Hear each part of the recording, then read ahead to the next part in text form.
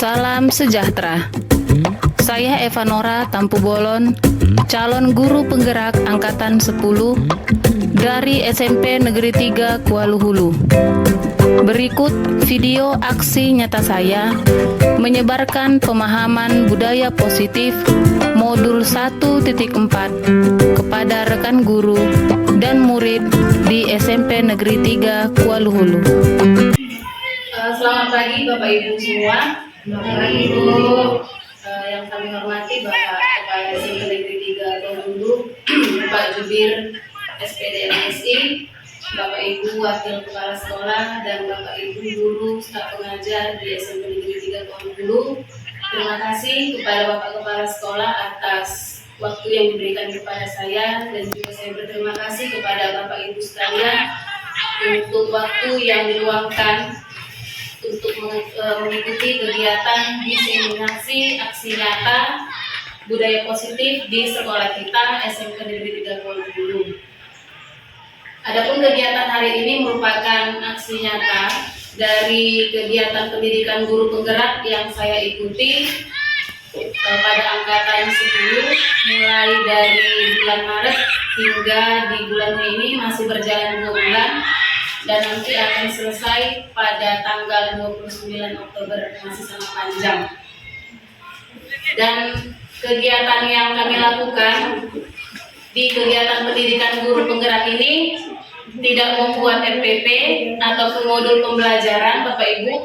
Jadi kegiatan kami banyak berkecimpung mengenai psikologi pendidikan, baik itu psikologi tentang peserta didik, bahkan psikologi kita sebagai seorang pendidik. Izinkan saya memaparkan atau menyampaikan apa yang sudah kami pelajari pada kegiatan pendidikan guru penggerak selama 2 bulan ini. Saya tidak bermaksud untuk mengajari Bapak Ibu sekalian, karena saya tahu Bapak Ibu semua sudah lebih memiliki pengalaman yang lebih dibandingkan saya. Saya mohon kerjasamanya agar kegiatan pendidikan guru penggerak ini boleh saya ikuti dengan baik hingga nanti selesai di bulan Oktober mendatang.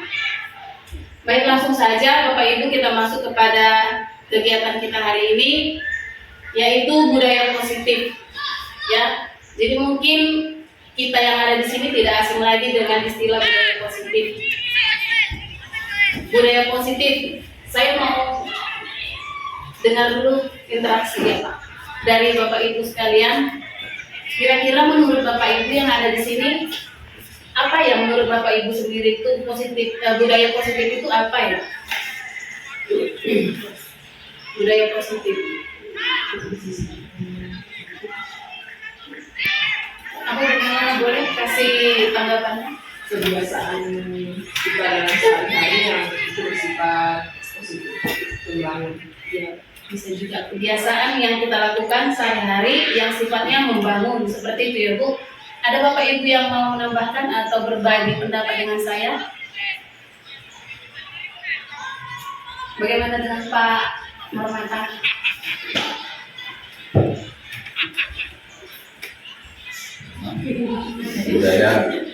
budaya positif itu kalau dia di lingkungan kerja, yaitu berperilaku sesuai dengan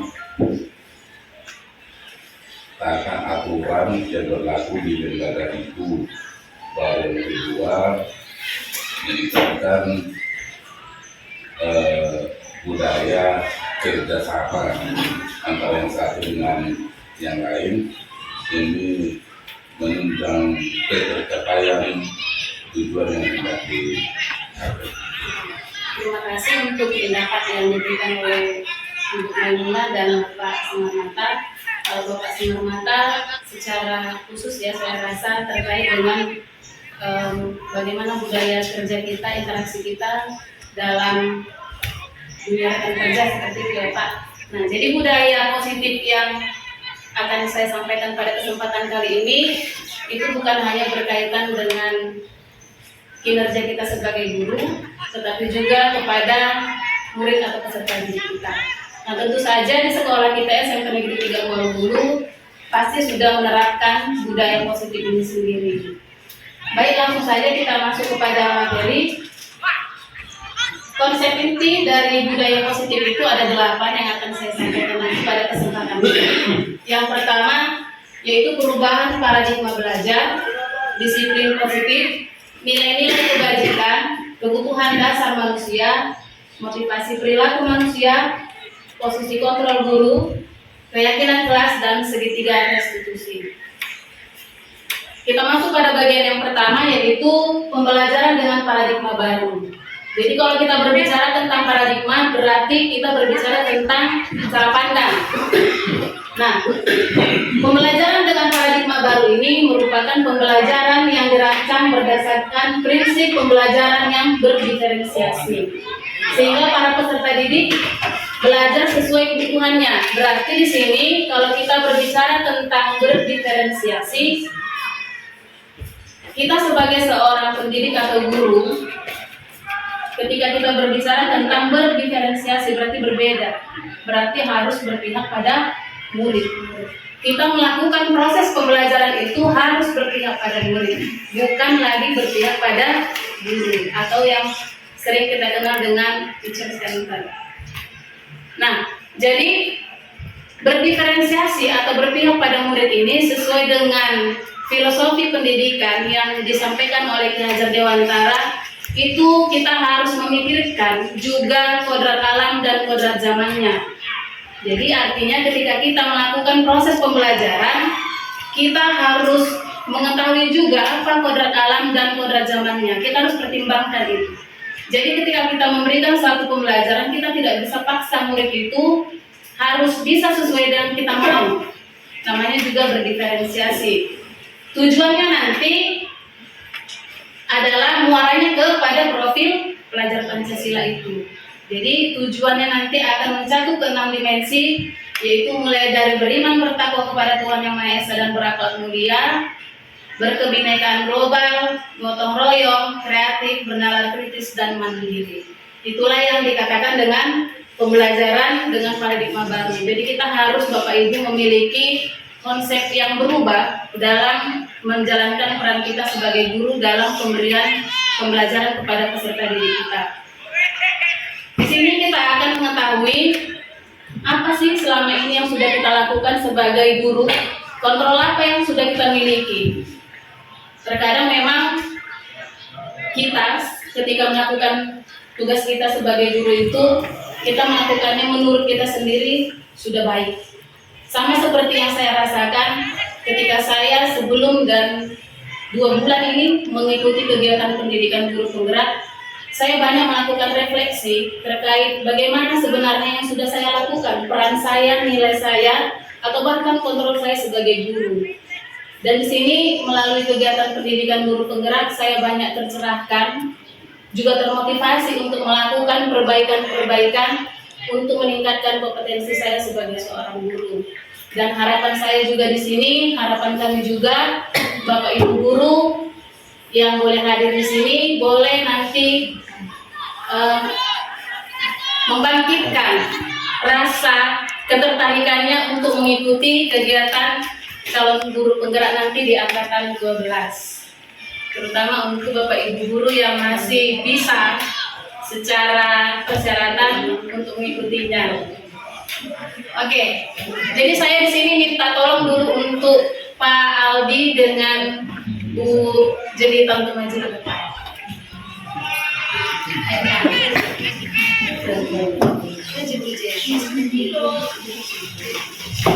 Jadi untuk memahami bagaimana teori kontrol diri ini, jadi saya minta tolong bantuan dari Pak Aldi dan Bu Jelita untuk melakukan demonstrasi terkait tentang teori kontrol diri.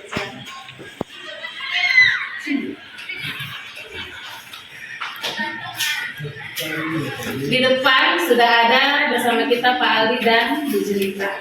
Jadi kita akan melakukan satu demonstrasi yang singkat saja terkait dengan apa itu kontrol diri. Jadi saya mintakan kepada Bu Jelita, coba di kepala tangannya sebelah kanan. Bayangkan Bu Jelita, di kepala tangan Ibu ini ada sesuatu yang sangat berharga dan bernilai tinggi. yang itu simpan di dalam kepalan tangan. Bisa bayangkan? Nggak usah dikasih tahu apa, hanya ibu yang tahu. Pak Aldi, coba lakukan apapun usaha Bapak, mulai dari rayuan, bujukan, atau ancaman kepada Bu Jelita untuk membuka tangan Bu Jelita. Silakan Pak Aldi. Silakan Pak. Silakan Pak. Apa yang harus Bapak lakukan supaya Bu Jelita mau membuka tangannya? Kira-kira dengan tindakan Bapak, Bu Jelita mau nggak ya buka tangannya? Bikin kayak yang di Taman Bunga Sangka. Ayo Pak. Kan di tangan saya menjadikan. Atau Pak Mahdan mau bantu Pak Aldi supaya Bu Jelita membuka tangannya. Jadi malu masih ada malu. Malu ya kan? Ayo coba Pak. Coba Di. Iya. Ayo Pak Mahdan, boleh maju ke depan lah. Coba. Siapa yang berhasil? Tapi bantu dulu Pak Aldi. Atau Pak Mahdan bisa berusaha kan misalnya lebih bagus. Ayo Pak Mahdan. Dan paksa ya Pak. Apa kira-kira usaha yang harus Bapak lakukan agar Bu Jelita membuka kepalan tangannya dan memberikan yang berharga yang ada di dalam kepalan tangannya? Bapak kan nggak tahu apa itu. Ayo coba Pak.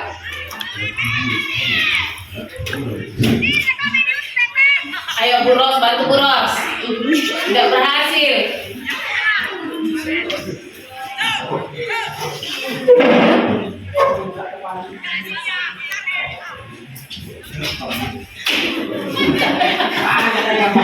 Oh, Pak Aan ya? Iya Pak, Pak.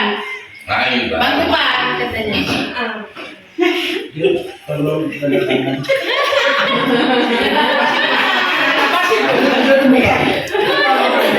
Kamu aja. Minta deh, sini ku pegang dulu. Sini ku pegang. Oke, berarti Pak Aan berhasil ya tentang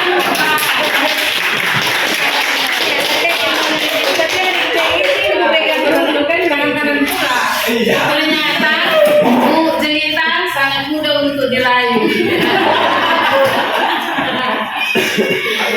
Nah, jadi dari demonstrasi yang singkat tadi, kenapa Bu Jelita mau membuka tangannya? Kenapa Pak? Pak mau Karena jawab. mungkin ada hal yang penting harus ditandatangani. Ada dokumen Itu penting. bisa. Dokumen penting. Makanya mau nggak mau harus tanda tangan. Ibu tanda tangan yang dengan pulpen. Itu terkait Yang harus dari dilakukan oleh tangan kanan. ya, pendapat dari Pak Aan ya yang meraih Bu Jelita. Ya. Coba dengan Bu Jelita lah dulu, yang sudah tidak bisa mempertahankan apa yang dalam genggamannya. Kira-kira kenapa Bu Jel mau membuka genggaman tangannya? Ya karena siapa tahu penting ada ini. Siapa tahu penting ya. Nah, jadi dari kegiatan tadi bisa kita lihat, ya, Bu Jelita mau atau tidak membuka kepalan tangannya itu terkait dengan keputusannya sendiri. Keputusannya sendiri. Itu banyak pertimbangan yang akan dipikirkan oleh Bu Jelita.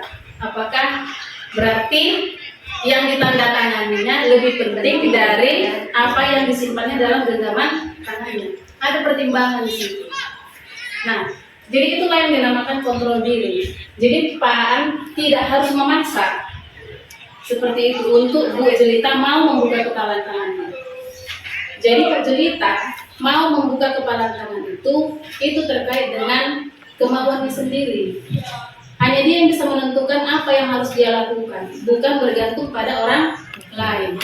Nah, jadi kontrol diri di sini sama seperti yang kita lakukan Bapak Ibu sebagai seorang guru atau sebagai seorang yang sudah dewasa kepada anak didik kita di sekolah. Bagaimana posisi kita? Di sini ada dikatakan seperti gambar ilustrasi di situ, anak itu diibaratkan seperti mainan yang harus kita putar sebanyak yang kita mau. Kalau kita putarnya banyak, berarti anak itu akan bergerak lebih cepat dan lama. Kalau kita putarnya sedikit, maka anak itu akan bergerak sebentar dan jangkauannya tidak terlalu jauh, seperti itu lambat. Nah, kontrol diri di sini, manakah yang lebih baik kita lakukan? Apakah yang sudah kita lakukan ini juga baik? Kita mengontrol murid untuk melakukan sesuatu, atau seperti yang dilakukan Bu Jelita, anak itu mau melakukan sendiri sesuai dengan kontrol dirinya sendiri. Kira-kira mana yang lebih baik? Yang kedua, tentu yang kita harapkan adalah yang kedua. Kenapa seperti itu? Ada yang memberi tanggapan? Karena ada kesadaran si individu. Iya. Bukan karena pasangan. Karena yang kita harapkan yang terjadi pada peserta didik ini adalah kesadaran dirinya sendiri. Contohnya dengan belajar, melakukan tugas ataupun dengan kehadirannya di sekolah. Selama ini yang kita lakukan adalah kontrol guru terhadap siswa. Kita mengontrol mereka, kita mengingat mereka pada banyak peraturan yang kita lakukan. Sehingga bagaimana dampak yang bisa kita amati Bapak Ibu? Apakah berjalan dengan efektif? Tidak. Kita berharap mereka menjadi seorang yang baik, tentu saja seperti itu kan. Tetapi dengan kontrol kita tidak bisa. Seharusnya bagaimana yang baiknya kita harus mensugesti mereka, memberitahu mereka supaya segala sesuatu yang mereka lakukan itu harus dengan dirinya sendiri, bukan karena orang lain. Karena harapannya ke depannya mereka ini akan menjadi warga masyarakat. Tidak hanya selalu di dalam lingkungan keluarga dan sekolah, mereka akan terjun ke masyarakat. Nanti kaitannya untuk di masa yang akan datang.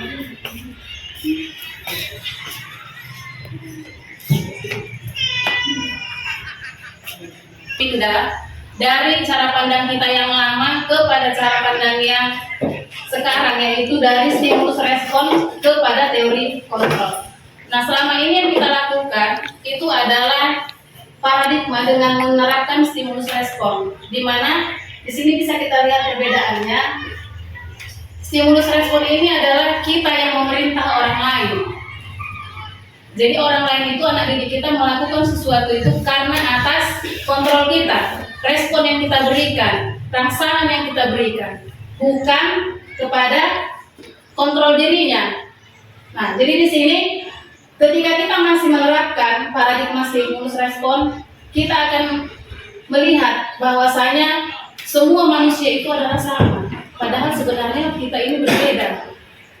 Contohnya saya dalam pembelajaran tadi yang berdiferensiasi, kita harus melihat perbedaan. Kita nggak bisa menyamakan setiap manusia itu adalah sama dalam hal apapun. Di rumah kita aja, anak-anak kita sendiri pun tentu kita menerapkan pendidikan kita ataupun ya pendidikan kita lah kepada mereka itu tentu berbeda, tidak bisa sama seperti itu kan. Kalau pada teori kontrol itu kita berpikir atau menganggap setiap orang itu memiliki gambaran yang berbeda, itulah yang berdiferensiasi tadi. Kemudian kita berusaha memahami pandangan orang lain tentang dunia. Ini artinya kita tidak egois, tidak menganggap apa yang kita tahu itulah yang sebenarnya yang terbaik untuk anak didik kita, seperti itu. Nah, pada teori kontrol ini hanya Anda yang bisa mengontrol diri Anda, seperti yang dilakukan Bu Jelita. Kita tidak bisa mengontrol orang lain, dan orang lain tidak bisa mengontrol diri kita sendiri.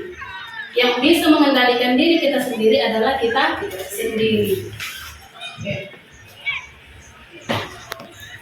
Nah, di sini yang berikutnya adalah disiplin positif. Ini tentu saja sudah kita lakukan di sekolah. Disiplin itu berasal dari kata disiplina yang artinya belajar. Disiplin berarti seperti yang dikatakan Pak Aston tadi, ada kaitannya dengan ketaatan, seperti itu kan Pak. Jadi sesuatu yang kita lakukan berdasarkan adanya suatu ketaatan di dalam melakukan suatu tindakan. Nah, jadi di sini disiplin positif ini merupakan salah satu cara penerapan disiplin yang bertujuan untuk menumbuhkan kesadaran serta memberdayakan peserta didik tanpa imbalan penghargaan atau reward atau ancaman ataupun hukuman. Nah, jadi kita terkadang sering peranggapan yang sudah kita lakukan itu, contohnya saya sendiri, ketika saya melihat seorang siswa gitu kan mampu melakukan sesuatu, kita kasih dia hadiah. Nah, ternyata itu bukan merupakan suatu disiplin yang positif. Nanti di materi yang akan selanjutnya kita bahas kenapa itu tidak boleh dilakukan. Nah, bagaimana kita sebagai pendidik Sebagai pendidik itu tujuan kita hanyalah menciptakan peserta didik yang memiliki disiplin diri sehingga mereka bisa berperilaku mengacu kepada nilai-nilai kebajikan universal dan memiliki motivasi intrinsik dalam perubahan perilaku ke arah yang lebih baik. Kebijakan universal ini maksudnya Bapak Ibu, kebajikan universal maksudnya adalah nilai-nilai kebajikan yang mencakup seluruh aspek yang tidak memandang agama, suku, budaya ataupun negara. Maksudnya di sini kebajikan universal ini contohnya kita di Indonesia. Kebajikan yang kita miliki itu contohnya satu, kejujuran. Pergi pun kita ke Malaysia, ke Amerika, ke Prancis, tentu nilai ini ada pada mereka. Itulah yang dikatakan kebajikan universal. Dan di dalam agama apapun pasti kejujuran diterapkan ataupun diajarkan. Nah, jadi inilah yang kita mau supaya peserta didik kita ini memiliki kebajikan yang universal dan memiliki motivasi intrinsik, yaitu dari dalam dirinya sendiri, bukan karena pengaruh kita. Kita hanya menuntun mereka, tetapi yang memiliki keputusan pada diri mereka sendiri mau atau tidak melakukan itu tergantung kepada diri mereka sendiri, sesuai dengan nilai-nilai kebajikan yang mereka yakini. Seperti itu. Nah, ini dia nilai-nilai kebajikan. Kalau di dalam kurikulum kita dikenal yaitu sebagai dimensi profil pelajar Pancasila. Nah, jadi di negara kita, di dalam pendidikan kita, nilai-nilai kebajikan yang tertuang dalam 6 dimensi profil pelajar Pancasila inilah tujuan utama kita di dalam melakukan pendidikan atau memberi pendidikan kepada anak-anak kita di sekolah. Lanjut, kemudian kita harus membahas atau mengenal dulu kebutuhan dasar manusia. Jadi kebutuhan dasar manusia ini adalah segala sesuatu yang kita lakukan untuk mendapatkan apa yang kita inginkan. Seluruh tindakan yang kita lakukan itu pasti memiliki tujuan tertentu. Jadi setiap anak itu, Bapak Ibu, ketika dia melakukan suatu kesalahan atau perbuatan, itu pasti memiliki tujuannya tertentu. Jadi kita nggak boleh langsung menjudge ketika anak itu contohnya mengganggu temannya atau mengambil nasi temannya, bontot temannya. Ih, kau nakal. Memang anak nakal kau ya. Selalu kau ganggu temanmu. Ngapain kau ambil bontotnya? Nah, kita harus pikirkan Bapak Ibu, apa alasan anak itu melakukan itu? Nah, di sini akan kita lihat apa saja kebutuhan dasar manusia. Jadi di sini ada 5 kebutuhan dasar yang dimiliki setiap manusia. Yang pertama yaitu bertahan hidup. Yang kedua, kasih sayang dan rasa diterima. Kemudian penguasaan, kebebasan, dan kesenangan. Nah, anak yang mengambil bontot temannya tadi bukan berarti dia itu nakal. Kita harus lakukan pendekatan pada si anak untuk mencari tahu apa motivasi atau apa tujuan anak itu melakukannya. Bisa saja karena dia kurang kasih sayang di rumah, atau untuk mendapatkan perhatian dari gurunya. Ibuku ini nggak pernah lagi memperhatikan aku. Jadi caranya bagaimana? Aku ganggulah temanku ini. Kalau dengan cara seperti ini nanti mana tahu dia, ibu ini akan perhatikan aku. Ketika dipanggil, nah kan dipanggil. Aku suka kali loh kalau ibu ini bicara denganku. Mungkin saja seperti itu. Atau untuk bertahan hidup, mungkin di rumahnya kebutuhan ekonominya tidak terpenuhi atau ekonomi keluarganya sulit sehingga di rumah tidak sempat sarapan, sehingga dia mau minta bekal dengan temannya tapi dengan cara yang salah seperti itu. Jadi kita kesimpulannya sebagai seorang guru, mari kita Bapak Ibu lebih aware lagi terhadap tingkah laku yang ditunjukkan oleh peserta didik kita. Jangan kita langsung cepat menjudge, oh kok anak nakal, oh kok memang anaknya suka mengganggu kau. Jadi mari kita lakukan pendekatan untuk mengetahui kebutuhan apa memang yang mereka inginkan, yang belum dia dapatkan, seperti itu. Kemudian di sini kita membahas tentang motivasi perilaku manusia, seperti yang saya katakan tadi. Ada motivasi intrinsik dan motivasi ekstrinsik.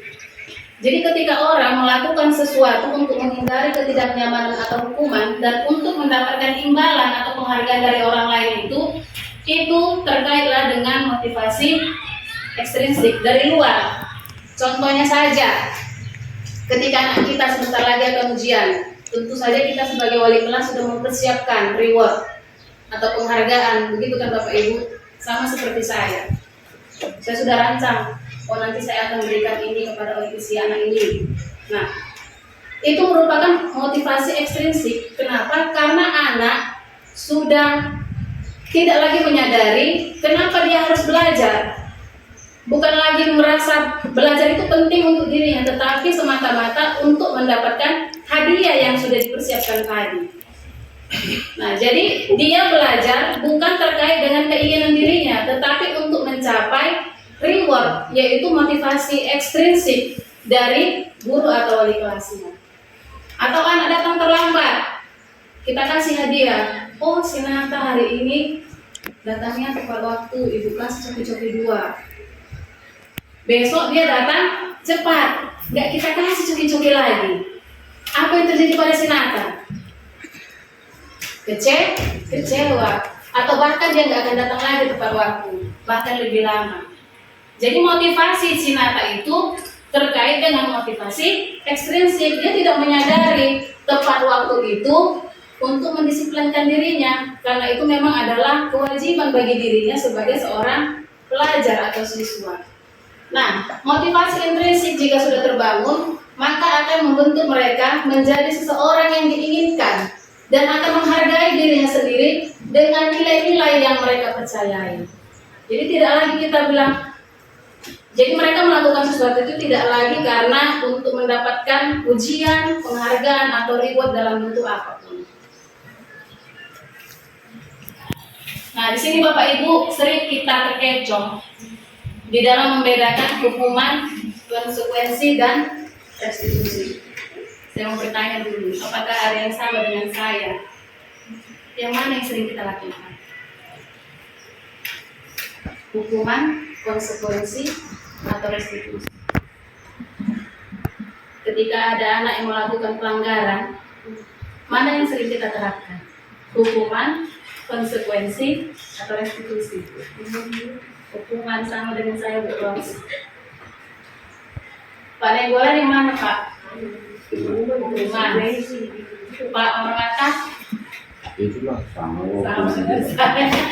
Bu Memunah? Ada hukuman, kadang juga ada konsekuensi. Karena di awal masuk kan kita kan kasih peraturan kelas gitu kan, peraturan ketika kita belajar kan. Ini peraturan kita ketika belajar seperti ini dan hukumannya seperti ini. Jadi ada konsekuensi dan hukuman. Jadi anak-anak dari awal belajar dengan saya di kelas udah konsekuensi itu dari awal.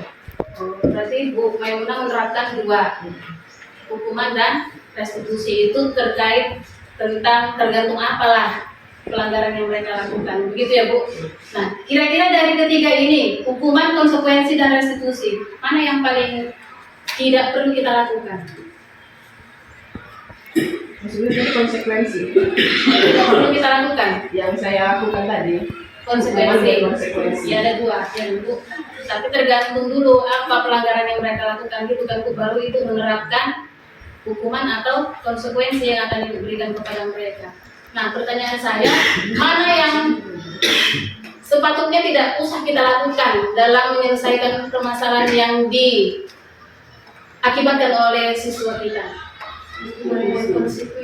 Hukuman dan konsekuensi, Bu Era. Kenapa Bu Era? Karena entahlah kalau saya ya, karena kadang udah kita hukum anak itu ada kesalahan dia, udah pun kita hukum dia, tapi kan kalau kata-katain lagi di kelas ujungnya dia nggak nyaman gitu. Betul sekali. Udah nggak nyaman, dia nggak sip lagi otaknya, hal lagi dibilangnya kan gitu. Seringan kayak gitu malah gitu, entahlah pribadi saya gitu. Jadi kalau menurut saya dulu itu kayaknya harus Dihilangkan. agak susah memang itu. Tapi yang paling utama yang ditiadakan dulu. Ini nggak patut ini ada sebenarnya gitu.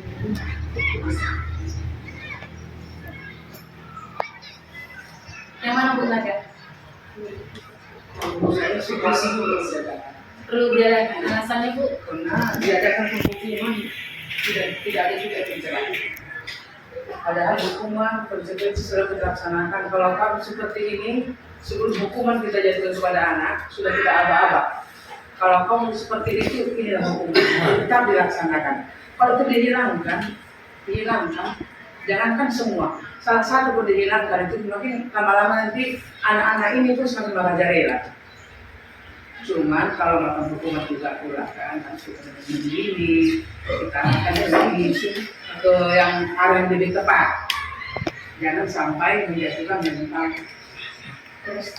Hukuman itu sangat perlu. Jangankan untuk anak didik, berlaku juga untuk anak kita, untuk suami kita, untuk istri kita. Itu loh. Kalau bagi saya. Baik. Jadi kalau misalkan ada satu situasi yang saya gambarkan.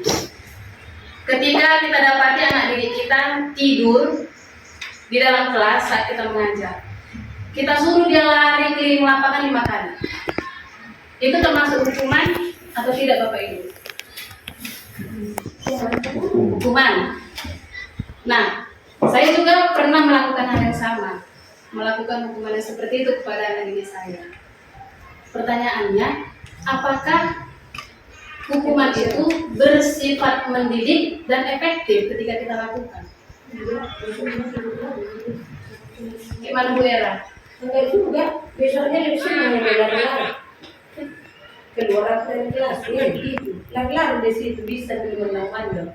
Diulanginya lagi ya. Mending ya kalau menurutku ya kayak gitu ya. Kusuruh cuci muka kamar mandi. Cuci mukanya udah lompat-lompat dulu kalau di situ saya bilang gitu. Biar segar dia ya. Biar segar dia keluar. Karena pada umumnya kesempatan anak-anaknya untuk kalau udah dibilang di luar kau, yes, kayak gitu. Keliling sini sambil gini ya temennya.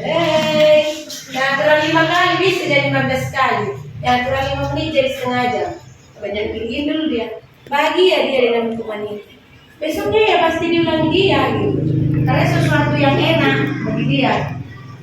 Kalau rasanya cuma cuci muka kau kamar mandi, ibu kasih waktumu hanya 5 menit, nggak datang kalau 5 menit, ibu suruh kau pusat depan sini, pasti normal itu 3 menit. Hukuman lagi. Hukuman juga, tapi mungkin kalau proses yang tadi, mungkin ke restitusi lah ya kan. Kita tetapnya akan memberikan karena itu mungkin kan pribadi ya.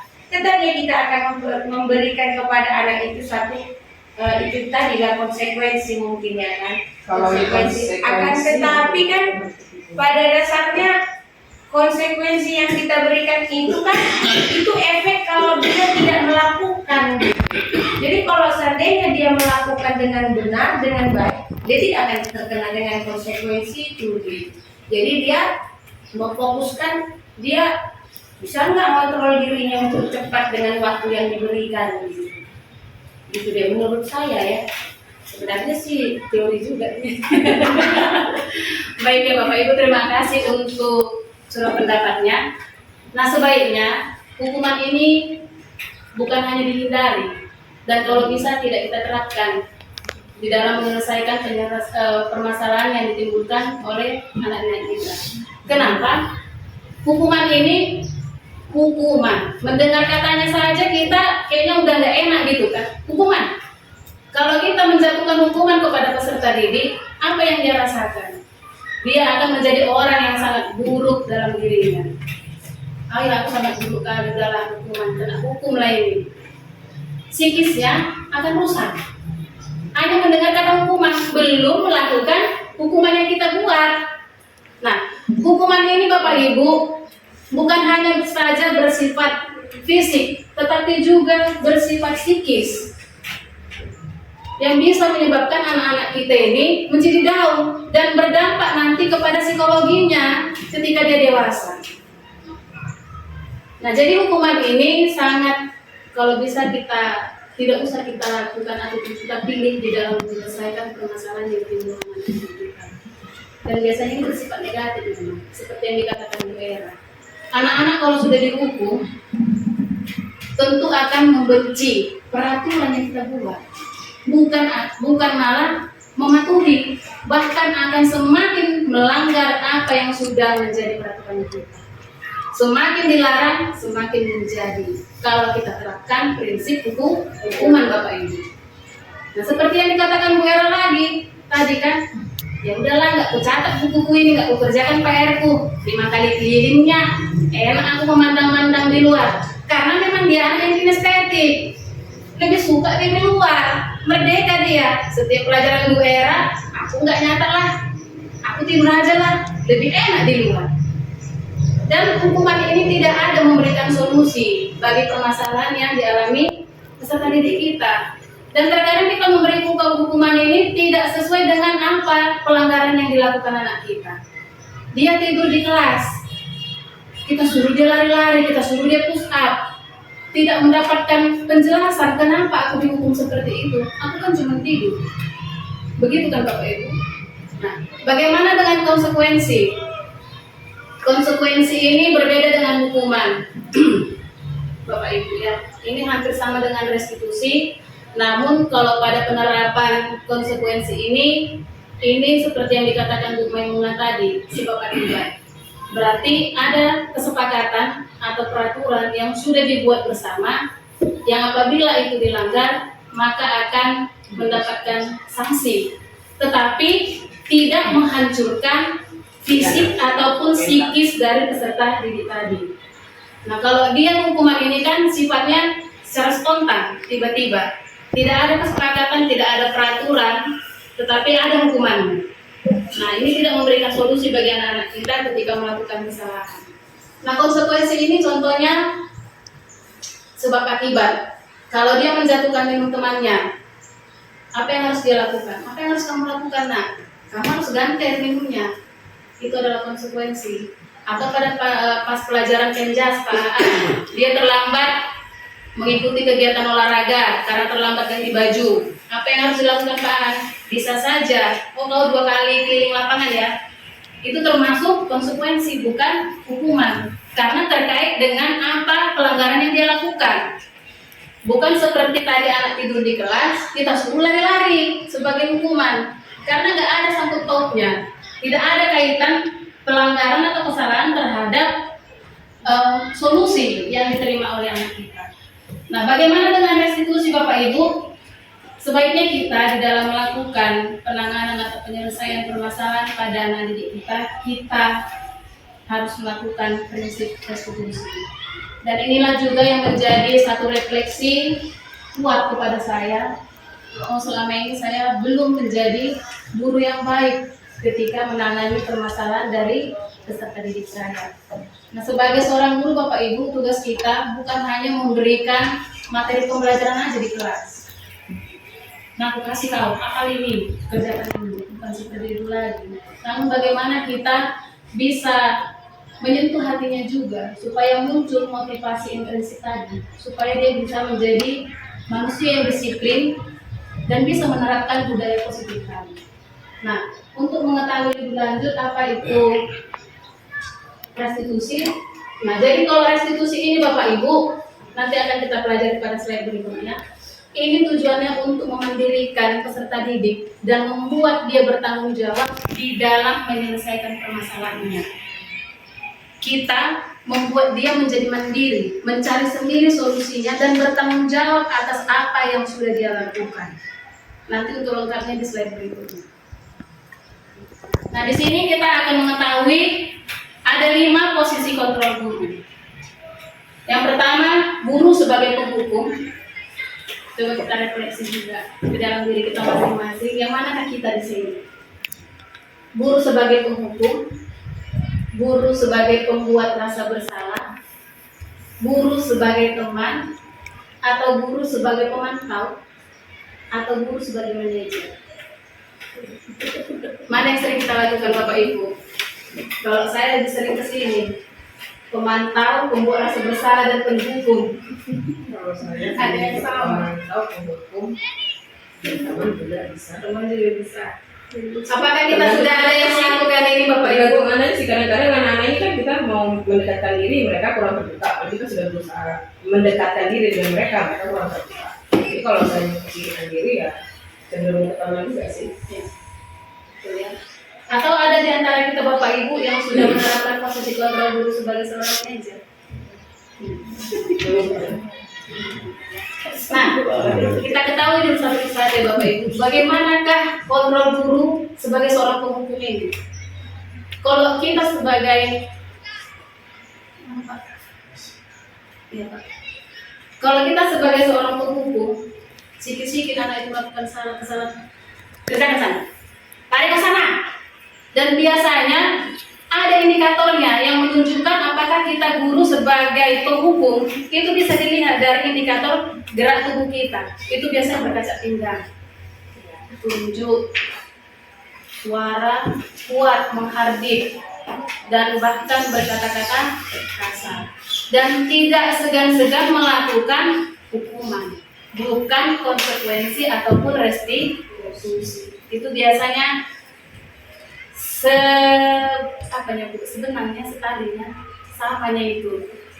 Iya, guru yang penghukum ini biasanya suka menyelesaikan permasalahan dengan penghukum tadi. Nah, bagaimana membuat rasa bersalah? Ini indikatornya, posisi tubuhnya ini tidak akan menunjuk-nunjuk, tidak akan begini, berkaca pinggang. Dia akan merangkul, mendekatkan dirinya kepada siswa, berkata dengan intonasi suara yang lembut, tetapi membuat siswa merasa bersalah dan paling buruk. Contoh yang pernah saya lakukan, nah, gimana lah kalau tahu mamamu kayak gini? Apa nggak hancur mamamu seteruk? Apa yang dilakukan anak itu dirasakannya? Paling berdosa lah ibu, nggak berguna aku hidup, sangat bersalah. Nah, bagaimana dengan teman ini? Posisi kontrol guru sebagai teman, guru akan melakukan pendekatan kepada siswa dan menyelesaikan masalah dengan cara teman. Ayo anak, tolong catat begini, bantu ibu ya. Diam kamu di kelas ya. Ibu mohon ya. Nanti kalau receh kamu bukan. Oke, paket kita. Negatifnya apa di sini Bapak Ibu? Kalau posisi kontrol sebagai teman memang baik kan, dekat kita dengan murid. Tetapi ada sisi negatifnya. Anak itu hanya melakukan apa yang kita suruh kalau kita bermohon kepada mereka. Kalau kita tidak bermohon, tak mau untuk melakukannya. Jadi mereka terikat kepada kita. Dan tidak jarang mereka akan memposisikan kita sama dengan mereka. Jadi tidak ada lagi jenjang antara guru dan murid. Suka-sukanya bicara, suka-sukanya bertingkah laku. Itulah kalau kita menempatkan posisi kontrol kita sebagai seorang teman. Bagaimana seorang pemantau? Pemantau ini kapan kau silap? Silap panggil. Kau nggak tahu peraturan di sekolah kita apa? Waktu putih kau kan? Bukan. Kaki ayam kau sana. Pemantau kapan sih? Itu juga saya lakukan. Dan bagaimana posisi kontrol kita sebagai manajer? Nah, ini tadi yang saya katakan berkaitan dengan restitusi tadi Bapak Ibu. Ya, jadi posisi kontrol sebagai manajer ini, kita menyelesaikan permasalahan kepada murid itu harus membuat mereka menjadi orang yang mandiri dan bertanggung jawab mencari solusi atas permasalahan mereka. Nah, inilah dia contohnya sebagai penghukum. Kau terlambat, hormat bendera kau 1 jam ya, sampai kering kau di situ. Itu penghukum. Kalau pembuat rasa bersalah, berapa kali ibu bapak harus beritahu kamu selalu saja mengecewakan ibu anakku. Kemudian, teman, ayo dong ikuti aturan sekolah. Tolong bantu ibu ya nak ya, sekali ini aja. Ya, udah nggak apa-apa, nanti jangan berbuat seperti ini lagi ya. Itulah kalau sebagai teman. Kalau sebagai pemantau, kau sudah melanggar peraturan sekolah. Tahu kan konsekuensinya apa kan? Setelah upacara, kau beli atributnya ya ke koperasi, jangan kau ulangi lagi. Seperti itu. Itu contohnya. Kemudian kalau contoh penanganan masalah sebagai posisi kontrol manajer, kita harus ajak anak itu memikirkan apa kesalahannya. Jangan-jangan dia tak tahu yang dia lakukan itu salah. Nah, seperti itu. Bagaimana sikap kita? Kita bisa bertanya, Bapak Ibu, apa kamu tahu kesalahan apa? Kira-kira bagaimana kamu memperbaiki kesalahan itu? Mencari solusi bersama. Nah, jadi kita mau diskusi dulu Bapak Ibu. Kira-kira kalau kalimatnya seperti ini. Saya kecewa sekali dengan kamu. Posisi kontrol apa ini Bapak Ibu? Saya kecewa sekali dengan kamu. Membuat masalah, membuat rasa bersalah. Bapak Ibu yang lain Ya, sebagai teman lah. sebagai teman. Orang selalu kecewa terhadap teman kalau sungguh teman. Oke, kita tahan dulu. Kamu tidak pernah benar melakukannya. Atau kita ulangi. Saya kecewa sekali dengan kamu. Proses kontrol apa yang Bapak Ibu? Kamu tidak pernah benar melakukannya. Posisi kontrol apa ini? Memantau lah. Memantau ini Pak. Biasa. Ya. Oke, kita lanjut. Apa rencanamu untuk menyelesaikan masalah ini? Manajer. Ayolah, lakukan demi Bapak Ibu ya. Kamu tidak pernah mendapat nilai jika tidak mengerjakan tugas. Pemantau konsekuensi. Kita kembali ke ini tadi ya Bapak Ibu. Yang pertama tadi, saya kecewa sekali dengan kamu dan kamu tidak pernah benar melakukannya. Yang manakah posisi penghukum dan pemantau? Pembuat rasa bersalah. Ini kecewa sekali. Yang ini Bu, pembuat rasa bersalah. Kalau yang ini,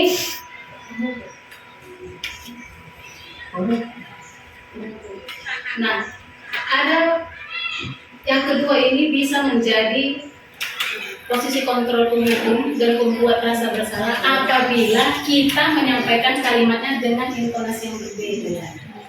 Nah, kalau kita bilang, saya kecewa kali dengan kau itu ya. Bisa juga dia bersifat menghukum, bisa juga membuat rasa bersalah apabila kita buat dengan intonasi suara itu kecewa kali dengan kau. Nah, jadi intonasi suara kita juga Bapak Ibu dan gestur tubuh kita itu bisa menentukan posisi kontrol yang mana kita. Seperti itu. Kemudian selanjutnya kita masuk ke dalam tahapan keyakinan kelas. Nah, pada awal semester yang lalu kita sudah membuat ini di dalam kelas kita masing-masing kan Bapak Ibu. Yang sudah dilombakan kemarin. Ya. Kita mau lihat dulu Bapak Ibu keyakinan kelas. Kenapa dikatakan keyakinan kelas bukan peraturan kelas? Kenapa namanya keyakinan kelas bukan peraturan kelas? Kadang saya sendiri juga sering salah untuk menyebutkan kan, peraturan kelas kita kau tengok di dinding, kau tengok baca, itu yang udah kau langgar kan, gitu kan Bapak Ibu. Nah, ternyata yang paling tepat sebutannya adalah keyakinan kelas, bukan peraturan kelas. Kenapa harus keyakinan, bukan peraturan? Ada Bapak Ibu yang mau kasih tanggapan? Karena berasal dari kedua pihak yang harus diyakini itu kesepakatan. Oh, keyakinan ini. Kalau yang peraturan mungkin berasal dari satu pihak semua. Iya, benar sekali. Terima kasih Bu Rosia. Kenapa harus keyakinan? Karena ini sifatnya antara kita dan murid. Harus kita perbincangkan di dalam membuat keyakinan kelas itu tidak bisa hanya guru yang tetapkan apa yang harus kau lakukan, tetapi harus bekerja sama, berkolaborasi dengan siswa di kelas dan yang melaksanakan mereka bisa atau tidak. Jadi kalau dia peraturan sifatnya memaksa, itu bermakna negatif. Kalau dia keyakinan berarti tumbuh motivasi intrinsik dari dalam dirinya untuk membuat terlebih melakukan nanti konsekuensi atau akibat dari ketidakpatuhannya terhadap keyakinan yang sudah dia buat. Makanya dikatakan keyakinan kelas dan bukan peraturan kelas. Nah, jadi di dalam membuat keyakinan kelas di sini dia harus bersifat abstrak. Artinya nggak boleh kita patokkan, dilarang membuang sampah. Nah, kita harus menanamkan kebajikan-kebajikan universal di dalam merangkum keyakinan kelas. Nah, kalau dibilangkan ada peserta didik yang mengutarakan pendapatnya menjaga kebersihan kelas, Bu, tidak boleh buang sampah, Bu. Nah, itu termasuk kebajikan apa, Bu? Kerapihan seperti itu, kan Bapak Ibu. Nah, jadi membuat keyakinan kelas ini tidak perlu banyak poin-poinnya. Paling banyak itu 7 udah paling banyak lah. tetapi berisikan nilai-nilai kebajikan yang universal supaya mudah untuk dipahami, terlebih untuk dijalankan oleh warga kelas kita sendiri. Karena kalau terlalu banyak akan sulit mereka mengingatnya. Dan biasakan Bapak Ibu kita ketika membuat keyakinan kelas, kita harus mendengarkan apa pendapat mereka satu persatu. Kita harus menuntut dan membimbing mereka, mengarahkan. Bukan kita yang mematokkan apa keyakinan atau peraturan di kelas itu. Harus mereka sendiri. Nah, ini tadi yang saya katakan segitiga restitusi dalam teori kontrol manajer. Dalam menyelesaikan suatu permasalahan Bapak Ibu, ketika kita membuat segitiga restitusi, penerapan restitusi dalam penyelesaiannya, kita harus melakukan 3 tahapan secara berurutan. Yang pertama, kita harus menstabilkan dulu identitasnya. Kemudian kita harus validasi tindakan yang salah. Baru kita menanyakan keyakinan. Contoh, seperti saya ambil satu kasus. Anak melakukan kesalahan di kelas, mencontek misalnya kan. Dia mencontek, punya temannya marah, yang punya itu marah, terus bergerak menjadi buar. Ketua kelas laporkan pada saya panggil anaknya.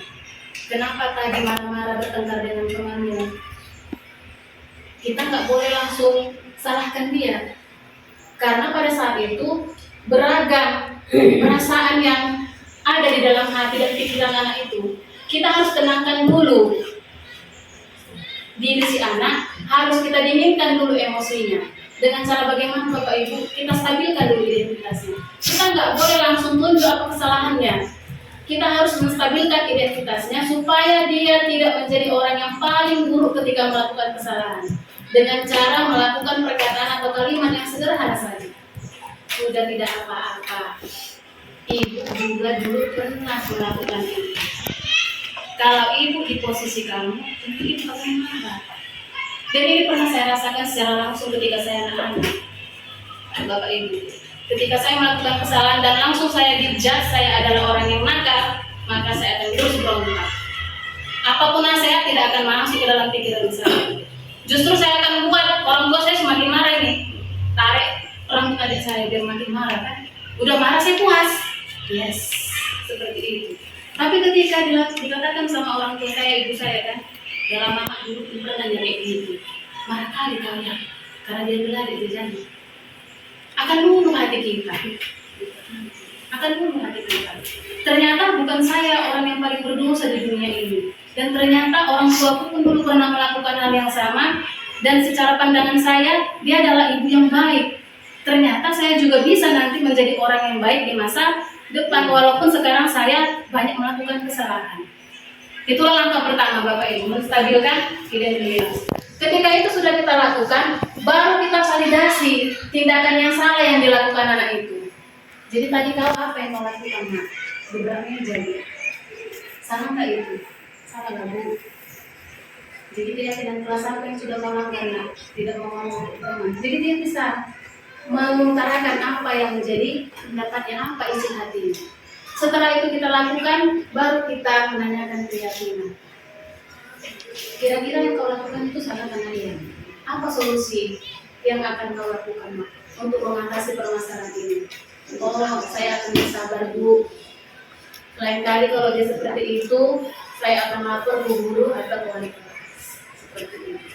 Itulah tahapan dari segitiga restitusi dengan tujuan akan menghasilkan murid yang mandiri dan bertanggung jawab di dalam menyelesaikan permasalahan.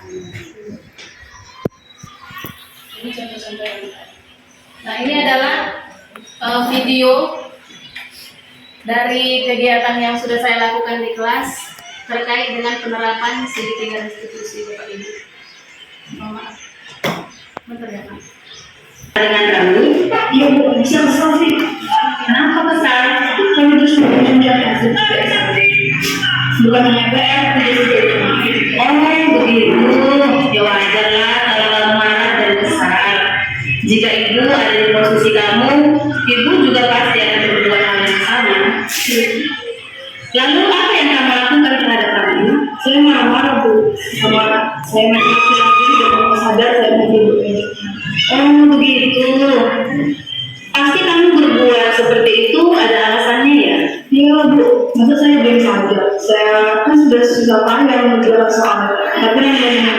tidak mau berusaha. Oh iya ya, wah wajarlah kalau kamu merasa marah karena tidak rela pekerjaan contek. Ibu sangat menghargai tindakan kamu yang tidak berbuat lebih buruk lagi daripada itu. Bisa saja mengukurannya. Sekarang coba kita pikirkan tindakan kamu marah sampai menggebrak meja. Apakah sesuai dengan keyakinan kelas kita? Menurut kamu keyakinan kelas apa yang sudah kamu langgar? Saling menghormati. Iya betul. Menurut kamu saling menghormati antar teman itu penting tidak untuk kamu? Baik. Kalau menurut kamu itu penting, jadi keyakinan apa yang harus kamu lakukan pada saat kamu sedang marah? Kamu bersedia memperbaiki masalah ini? Apa yang akan kamu lakukan untuk memperbaiki masalah ini? Saya akan bersabar dan berterima saya kalau ada teman-teman yang saya lakukan kepada guru mata pelajaran atau kelas saya. Iya, tepat sekali tindakan kamu Nabila. Tetap semangat ya. Sekarang silakan kembali ke kelas. Ya, sama-sama. Baiklah Bapak Ibu, demikian pemaparan saya tentang budaya positif di sekolah. Apabila ada tanggapan, masukan, atau pertanyaan, saya persilakan. Pas. Baik, terima kasih.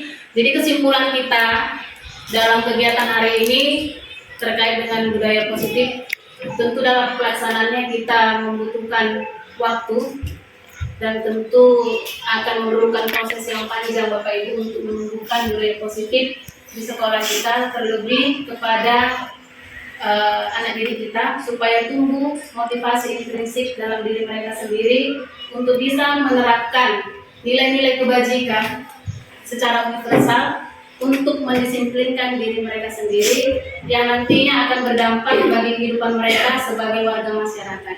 Terima kasih untuk kerjasama Bapak Ibu sekalian.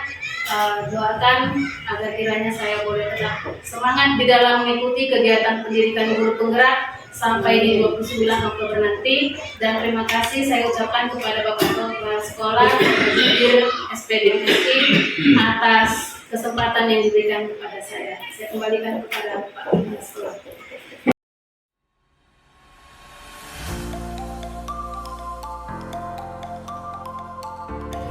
Selamat pagi anak-anak.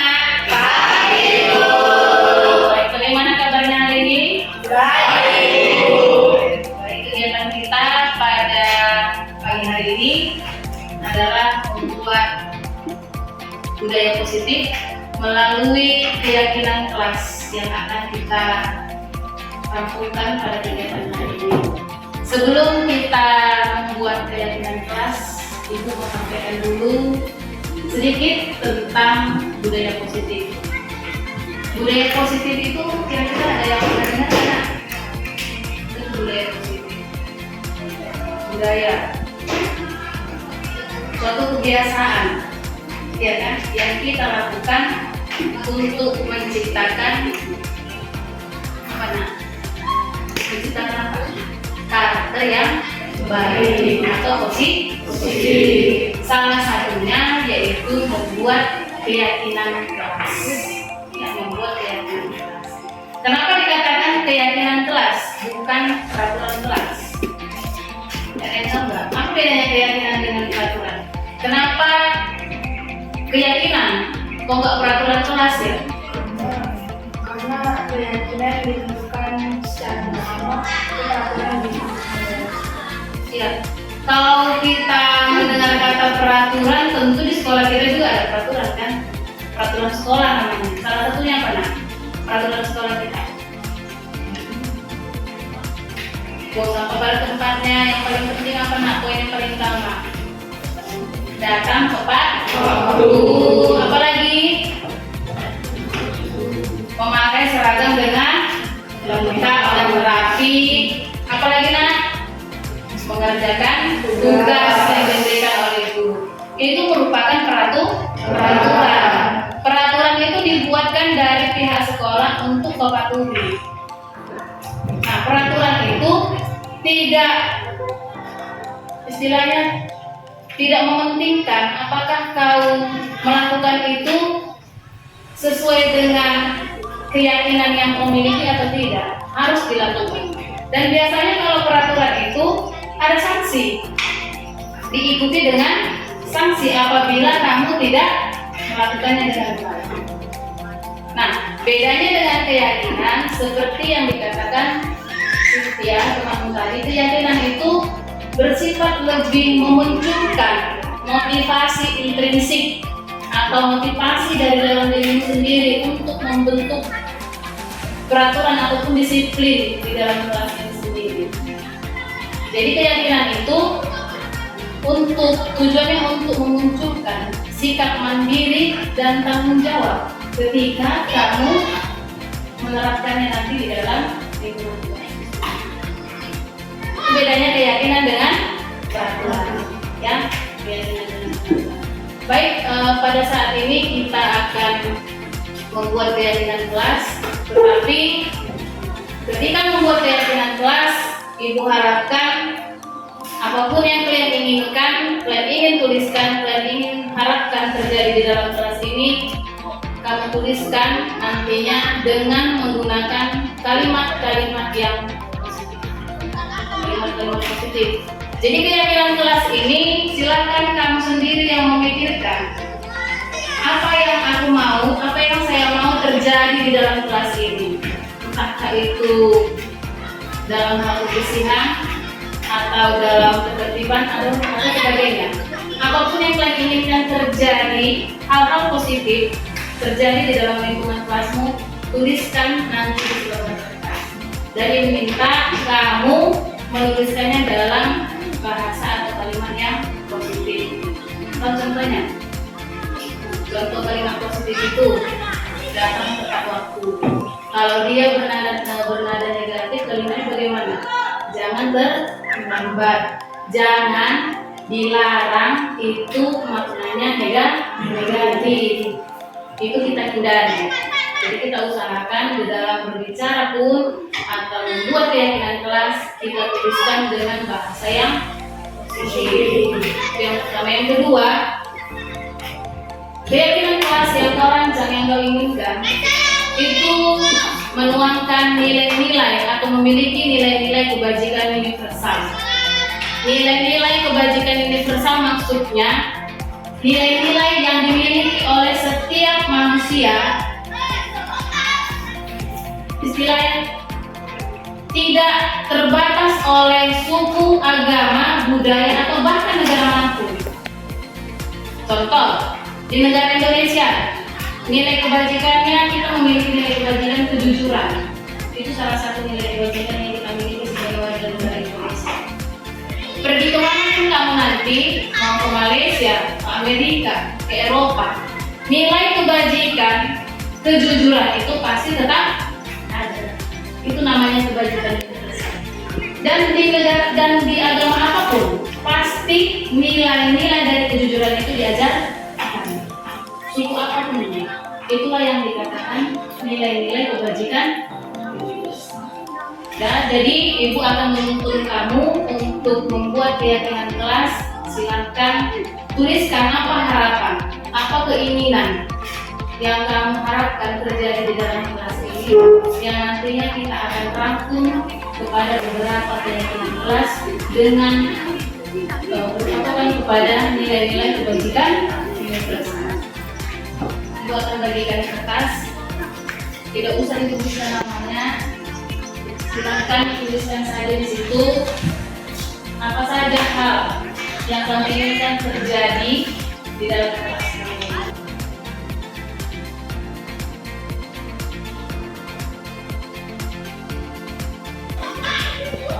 Tulis saja apa yang kamu harapkan terjadi di kelas ini.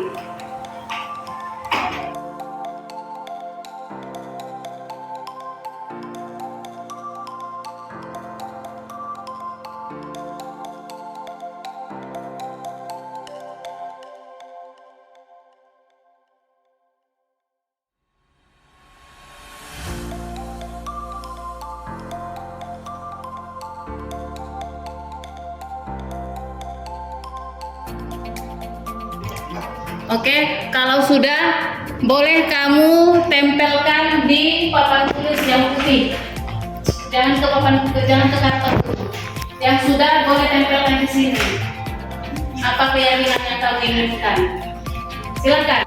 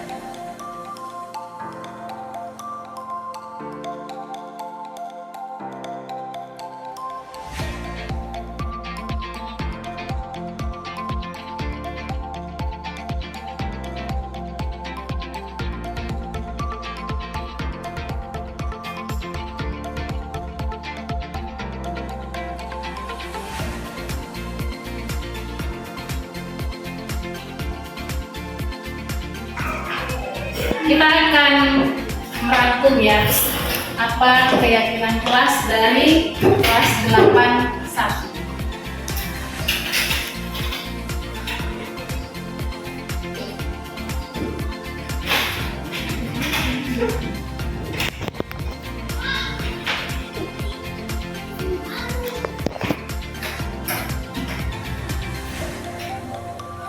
Nah, jadi ini kan ada harapan atau yang kamu inginkan terjadi di dalam kelasmu.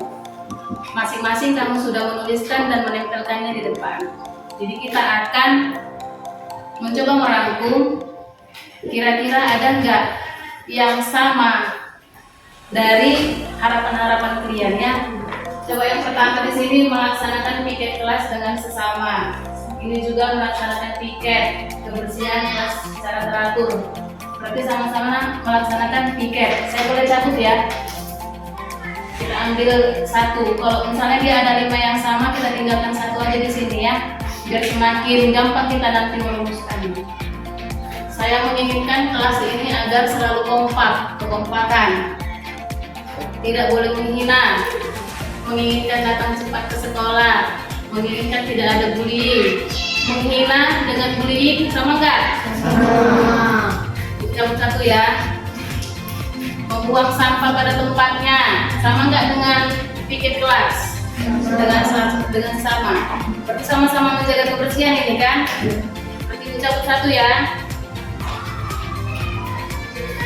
Ini hidup rukun. Hidup rukun dengan tidak membuli sama nggak? Atau ada yang beda? Beda ya? Beda maknanya ya. Memakai pakaian yang rapi. Saya menginginkan kelas ini tetap menjaga persaudaraan dan solidaritas. Persaudaraan dengan hidup rukun sama nggak? Sama, itu ambil satu ya. Kemudian semangat belajar. Tidak menghina fisik orang lain, bullying ini ya. Oke, cabut satu. Saya ingin cepat datang. Cepat datang, ada nggak tadi di sini nak? Nah, tidak datang terlambat. Cabut ya, sama maknanya kan? Oke, menghargai perbedaan. Ini sama nggak dengan persaudaraan dan solidaritas? Sama ya? Sama maknanya kan? Oke. Tidak boleh memakan makanan atau jajan di dalam ruangan. Ini menjaga kebersihan ini ya. Udah ada nggak tadi di sini nak? Sudah Bu. Udah. Oke.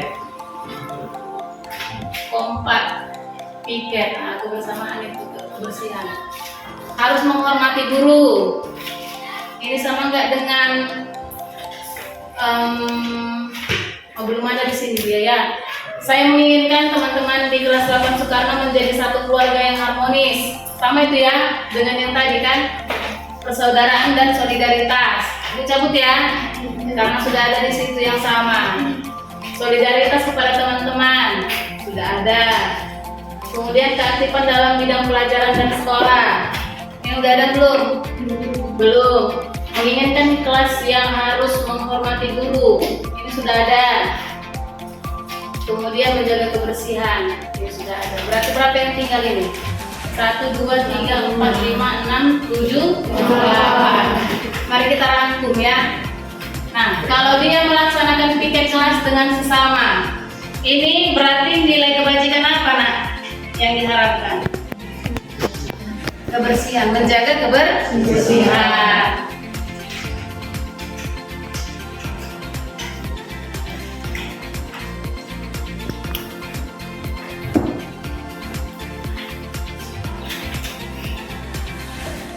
Kemudian yang kedua, tidak boleh menghina fisik teman.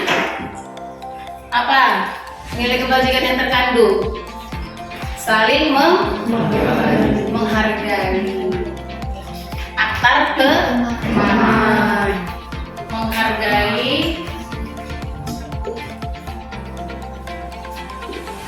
antar teman. Oke. Selalu kompak dan terciptanya rasa kekeluargaan. Sama nggak itu makna nilai kebajikan menghargai antar teman? Terciptanya rasa kekeluargaan. Sama ya? Sama itu kan nak? Ya berarti ini bisa kita satukan aja ya.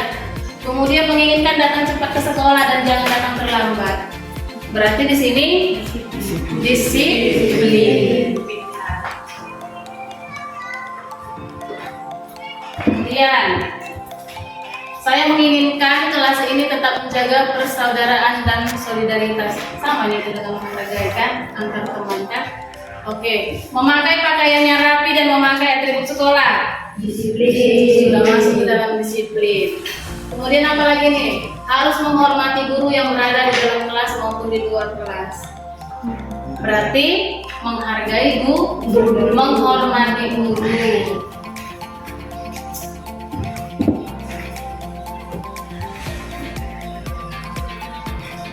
Kemudian yang terakhir apa ini nak? Keaktifan dalam bidang pelajaran dan sekolah. Nilai kebajikan apa di sini nak?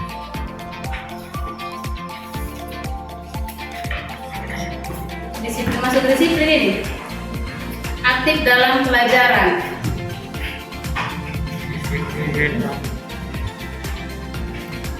Apa ini? Masuk ke dalam mana ini? Nilai kebajikan apa yang tertuang di sini nak? Aktif dalam bidang pelajaran dan sekolah. Aktif berarti mandiri, ya kan? Keaktifan itu kan mandiri.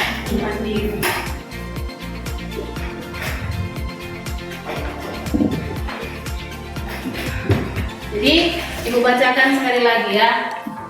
Dari keyakinan atau harapan yang kamu inginkan yang terjadi di dalam kelas 81, kita rangkum menjadi 5 keyakinan kelas yang akan kamu lakukan bersama di kelas 81. Yang pertama, menjaga kebersihan kelas. Yang kedua, menghargai antar teman. Ketiga, disiplin. Yang keempat, menghormati guru. Dan yang kelima adalah mandiri. Nah, ibu harapkan kelas 81 seluruhnya kamu bisa menjalankan, mematuhi keyakinan kelas yang sudah kamu buat sendiri. Tujuannya adalah untuk membiasakan kamu menjadi orang yang mandiri dan bertanggung jawab. Karena kelak nanti kamu akan menjadi warga masyarakat.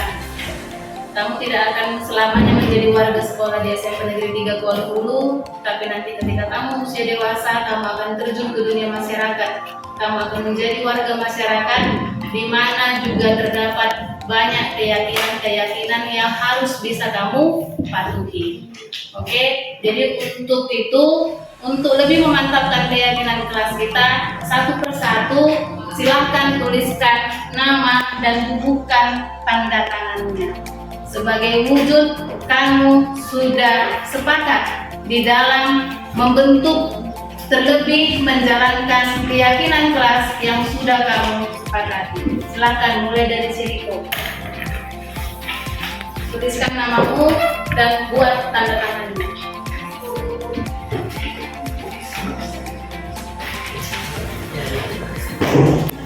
Bebas.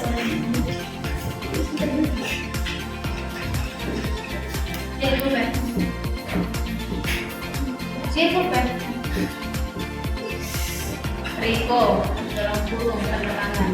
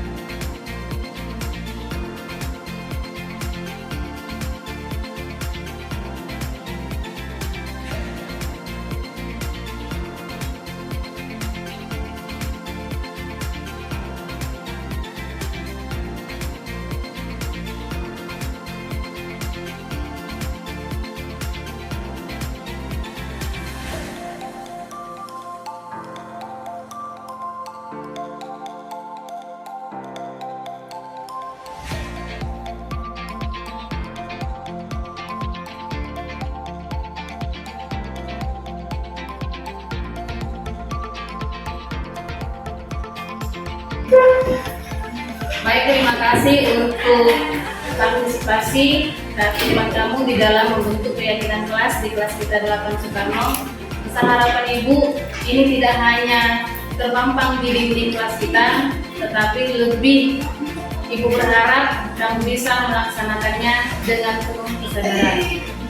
Dan ini dapat membentuk nilai-nilai budaya positif pada dirimu sendiri.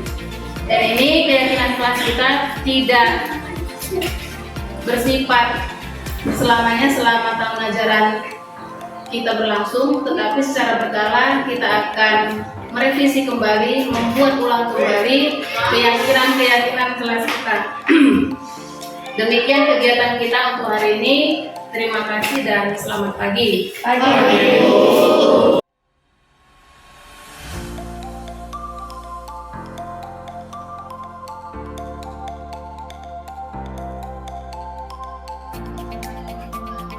Perkenalkan, nama saya Jonathan Sinaga dari kelas 81.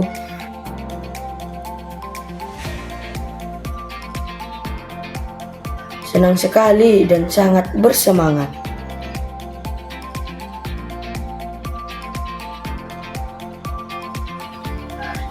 Ya, sangat penting.